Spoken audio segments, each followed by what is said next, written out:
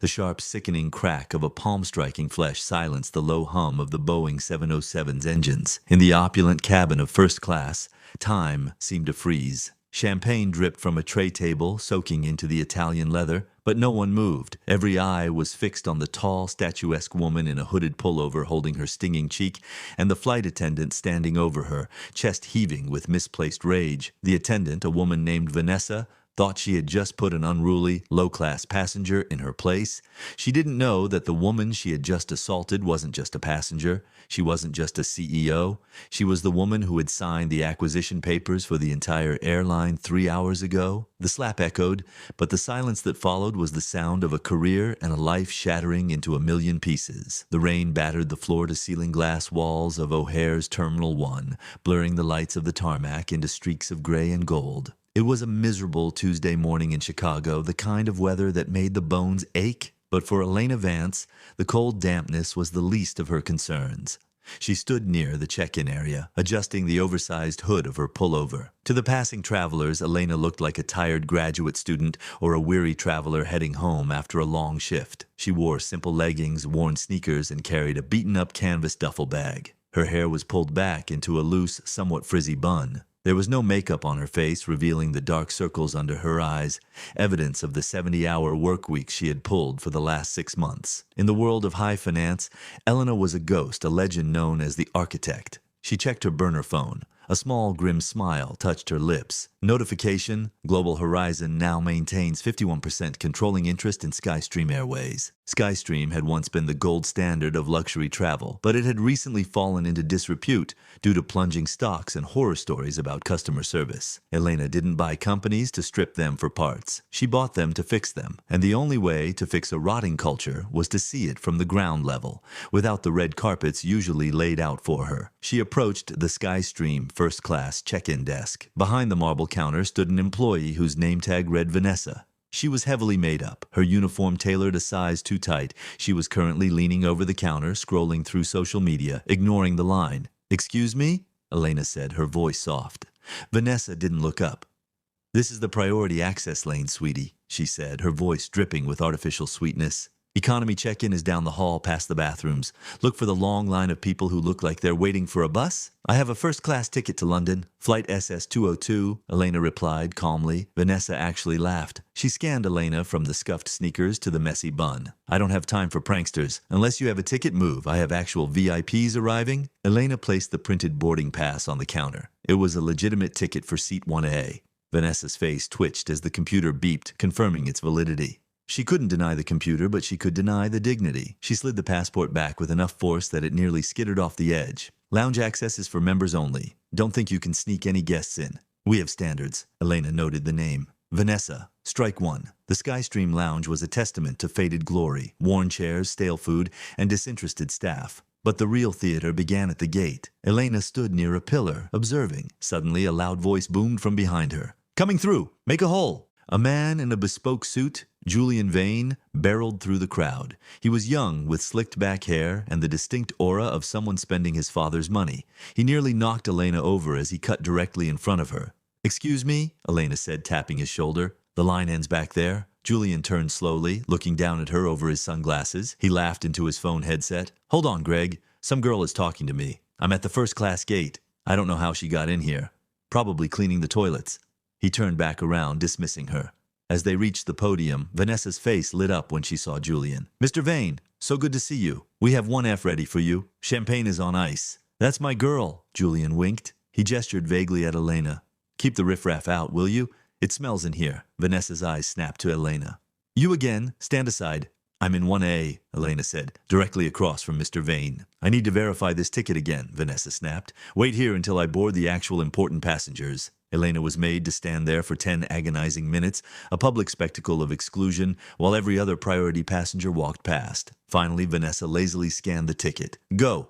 But if I catch you disturbing Mr. Vane, I'll have the air marshals escort you off." Strike two. Inside the cabin, Julian was already filming Elena with his phone for a live stream. "Hey guys, look at this," he mocked. "Skystream is letting the charity cases in today. Look at that bag. I pay 10 grand for a ticket and have to sit next to a dumpster diver." Elena sat down, pulled out a notebook, and began writing. "Staff, Vanessa. Incident. Public humiliation and failure to intervene with passenger harassment. A nervous junior flight attendant named Mia walked by. "Could I get some water, please?" Elena asked. "Of course, Ma. Mia!" Vanessa materialized from the galley. "Priority first. Mr. Vane needs a refill." "Seat 1A can wait." She's probably used to waiting. The plane was still at the gate. Elena's burner phone vibrated. A text from her lead counsel. "Transfer finalized. You have full operational control." Elena typed back. "Have the legal team and authorities meet me at the gate upon return. I might not be going to London today." "Hey!" Julian shouted across the aisle. "Switch seats with me. My business partner is in 3A and he wants to sit here. You take his seat."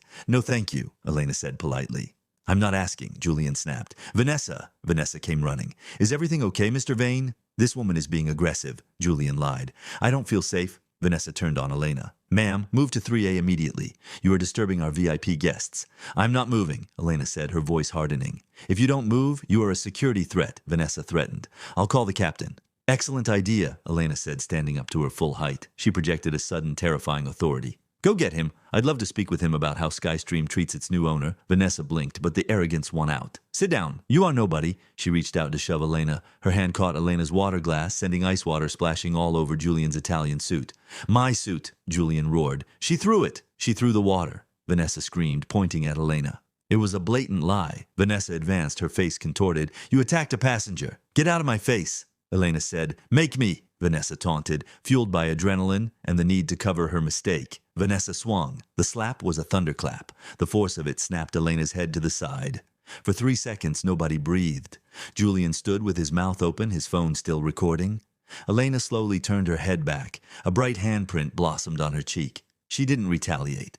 She simply looked at Vanessa with eyes that were cold, calculating abysses. "You bit me," Vanessa shrieked, clutching her own hand, feigning an injury.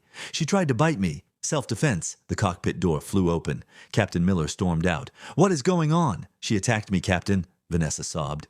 "She threw water on Mr. Vane and lunged at me." Miller looked at Elena's pullover and then at his lead attendant. The bias was instant. "Is this true?" "No," Elena said. "It is a fabrication. I want the police summoned." "The police are coming," Miller said. "But for you, get off my plane." 10 minutes later, 2 officers from the Port Authority boarded. "Who's the problem?"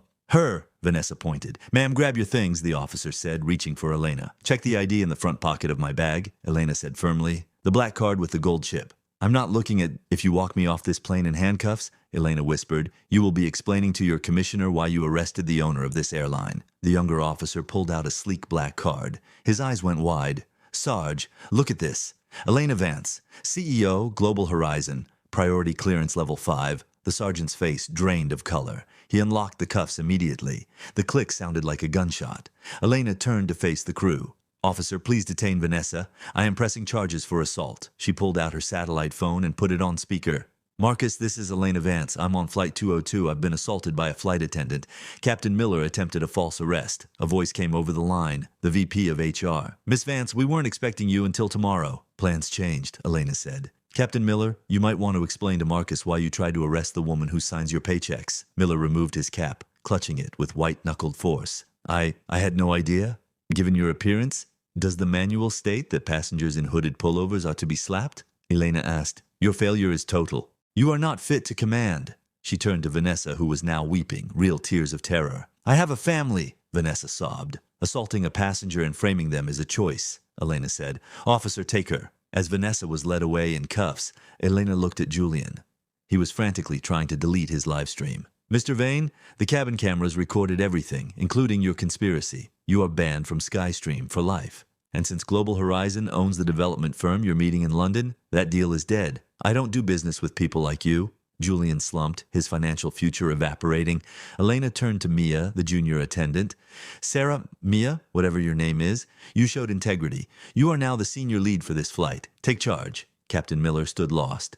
"But who will fly the plane? We have no reserve." Elena reached into her duffel bag and pulled out a commercial pilot's headset and a logbook. "I'm type-rated for this aircraft, Captain. I'll fly it myself." She entered the cockpit, the door clicking shut. "Tower, this is Skystream 202, requesting pushback. This is Captain Vance speaking." The flight to London was the smoothest in the airline's history. When they landed, Elena was met by a fleet of lawyers.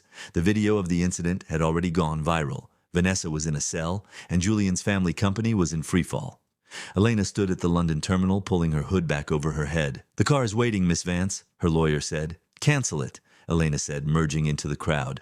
I'm taking the train. I want to see who offers me a seat. She disappeared into the sea of travelers, invisible once more, but having reminded the world that power doesn't always wear a suit. Sometimes it wears a hoodie, and karma, like a well-flown plane, always finds its way home. This story reminds us that status is an illusion, but character is reality. We often judge a book by its cover, forgetting that the person in the hoodie might be the one who owns the building. True power isn't found in a first-class seat or a designer suit. It's found in how you treat those who can do nothing for you. Kindness is a choice. And as Julian and Vanessa learned the hard way, choosing cruelty is the fastest way to lose everything. Respect everyone, not because of who they are, but because of who you are.